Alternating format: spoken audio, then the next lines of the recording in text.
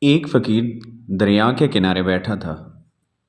کسی نے پوچھا، بابا کیا کر رہے ہو؟ فقیر نے کہا، انتظار کر رہا ہوں کہ مکمل دریا بہہ جائے تو پھر پار کروں۔ اس آدمی نے کہا، کیسی باتیں کرتے ہو بابا؟ مکمل پانی بہنے کے انتظار میں تو تم کبھی دریا پار ہی نہیں کر پاؤ گے۔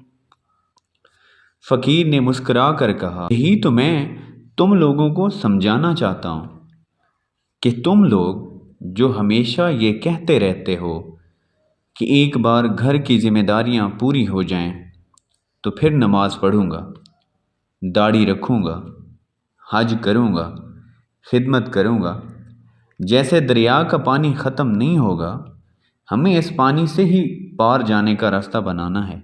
اس طرح زندگی ختم ہو جائے گی، پر زندگی کے کام اور ذمہ داری کبھی ختم نہیں ہوں گی۔